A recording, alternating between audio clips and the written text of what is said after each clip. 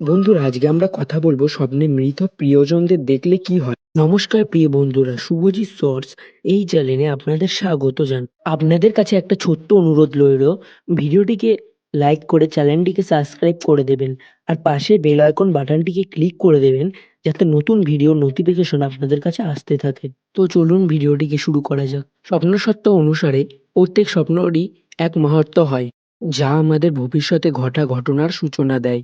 এর মধ্যে কিছু স্বপ্ন মৃত ব্যক্তিকে নিয়েও হয়, যা আমাদের এমন সংকেত দেয় যা আমাদের জানা অত্যন্ত আবশ্যক।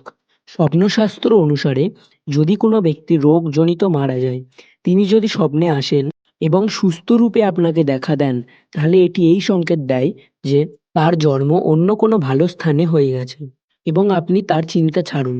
নিজেকে কষ্ট না দিয়ে ভালো থাকার চেষ্টা করুন। এরকম স্বপ্ন এলে আপনার খুশি হওয়া উচিত, কারণ আপনার প্রিয়জন অন্য জায়গায় জন্ম নিয়েছেন। তাই এখন আপনাকে তাকে নিয়ে চিন্তা করার কোনো প্রয়োজন নেই।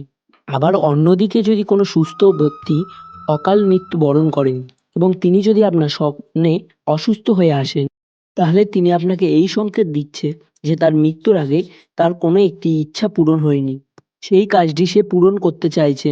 আপনি যদি তার অসম্পূর্ণ ইচ্ছার ব্যাপারে জানেন, তাহলে সেই ইচ্ছাটি পূরণ করার চেষ্টা করুন।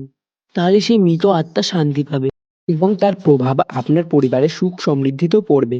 কিন্তু আপনি যদি ওই মৃত ব্যক্তির অসম্পূর্ণ ইচ্ছার ব্যাপারে জেনেও যদি সেটা পূরণ না করেন, তাহলে আপনার পরিবারের ওপর সংকট আসতে পারে।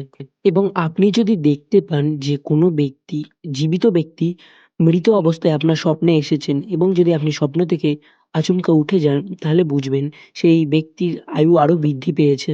এ ধরনের সংকেত দীর্ঘায়ুর সংকেত। আপনারা কখনো দেখতে পান কোনো ব্যক্তি মারা গিয়েছেন কিন্তু আপনার স্বপ্নে এসে কথা বলে না, এই স্বপ্নের অর্থ হলো সেই মৃত ব্যক্তি আপনাকে জীবনে চলার পথে সতর্ক করতে এসেছেন। কারণ এরকম হতে পারে যে আমরা কোনো খারাপ কাজ করার কথা ভাবছি বা কোনো খারাপ কাজ করতে চলেছি, সেই ব্যাপারে আমাদের সতর্ক করতে এসেছেন। এবং আপনি যদি দেখেন আপনার কোনো মৃত পরিজন স্বপ্নে এসে উদাস হয়ে রয়েছে, যদি সে আপনার কাজে প্রসন্ন না হয়ে থাকেন, তাহলে সেই কাজটি করা উচিত না। ওই কাজটি আপনার জন্য অশুভ হতে পারে।